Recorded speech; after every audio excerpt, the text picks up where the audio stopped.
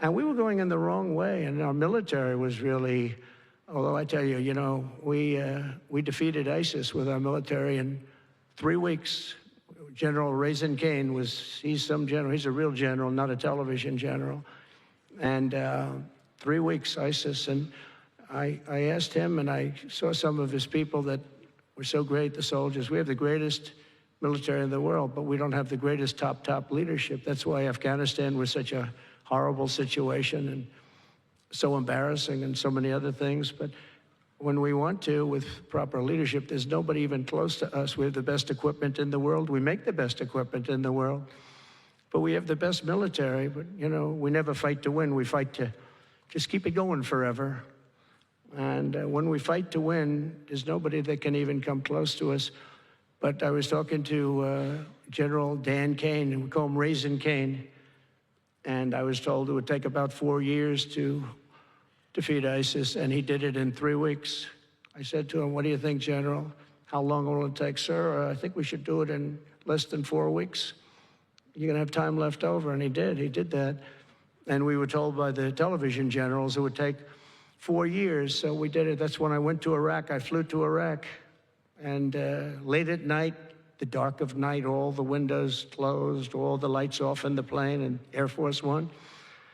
And we flew in, and it was pretty amazing. I'll tell you, we were landing, and there were no lights in the plane. "Sir, we have to turn off all lights." I said, "You mean we spend $9 trillion and we have to fly in Air Force One with the lights off?"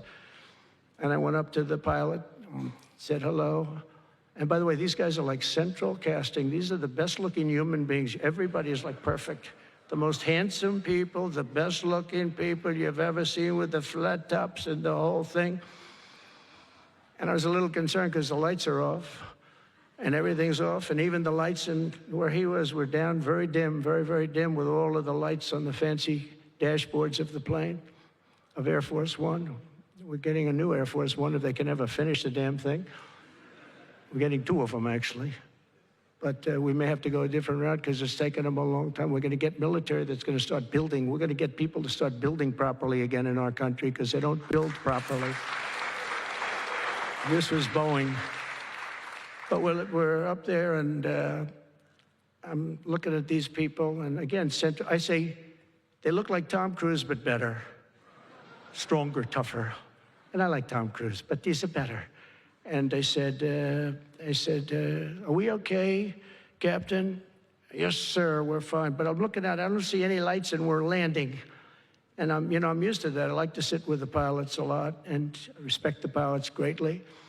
And we're up there, and we have the computer. I call it the computer voice, where it goes 1,000, 900, 800. That's feet. Your feet above ground. So that means you're very low. And I'm looking out, and my eyes are pretty good, and I don't see any lights. And the computer goes out. Sounds like an intelligent individual. It goes 1,000. We're 1,000 feet up. It's a 10-story building. There's a big plane. And then it goes 900, 800, 700. I say, "Captain,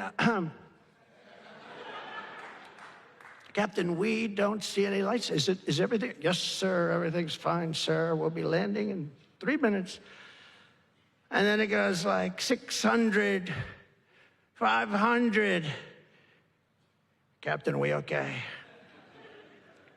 And then he goes 400, 300, 200, and I'm saying, "Man, there's nothing out there."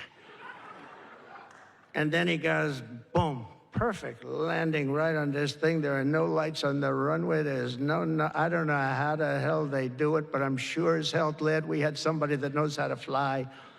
But they didn't want to have any lights because they didn't want the enemy. After spending years and trillions of dollars, we have to land with Air Force One with no lights on the runway. But they were incredible people. And then I got out of the plane, and I actually asked my people, I said, "Excuse me, I was very brave sitting in that cockpit. Am I allowed to give myself the Congressional Medal of Honor?" And they said, "I don't think so, sir." I said, "Well, I felt I was extremely brave." But now here's the problem with saying a story like that when you kid. The press will say, "President Donald Trump wanted to give himself the Congressional Medal of Honor." Headlines, headlines all over, the fake news. We call it the fake news, but we're all wise to them. But it was something, and then I went down, and it was the same thing. I'm standing on the top, and I look down, and there's these handsome people. Everybody's like from a movie set, good-looking guys. I get down the stairs, and what's your name? My name is Kane, sir. What's your first name? They call me Raisin. I say, wait a minute, your name is Raisin Kane? I love you. I've been looking for you for 5 years. You are the great. This is what I want. And there was a general next to him. There was a colonel. There was a drill sergeant, a master sergeant. They were all like people. I could make a movie right now. I'd have the best-looking people ever. And they were great. And then I went in and, sir, would you like to rest before the bed? No, I don't want to rest. I don't want to rest. I've been resting on the plane, other than the last few moments, which were quite harrowing. And I said, I don't want to rest. He was thinking about Biden in advance, Biden would have gone there. He would have rested for days. And then they wouldn't have had a meeting. He'd just go home. No, I said, I don't want to rest. I don't want to rest at all. I want to go. So we went into this bunker, and we had a lot of very good, talented people.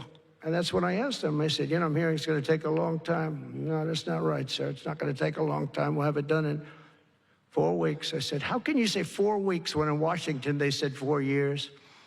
He said, 4 weeks, sir. We'll hit them left, we'll hit them right, we'll hit them up the center, we'll hit them underground and overground, we'll knock the hell out of them, sir. And I said, why is it that they said so long? He said, because they wouldn't let us fight. And we're very far away. They want us to fight for this, from this airport. We're very, very far away, sir. And they want us to fight here. We have many substations out, sub-airports, they call them, remote airports, where they build them in the sand. And we have many of them, and I'd use them all, sir. And I would hit them so hard from so many different directions. I said, well, what do you think? He said, you just let me know. And I called him back, and I said, go ahead and do it. Are you sure you can do this, General? I said, yes, sir. And he did it actually in 3 weeks. It was over 100% of people that are really hurting the Middle East, hurting the world.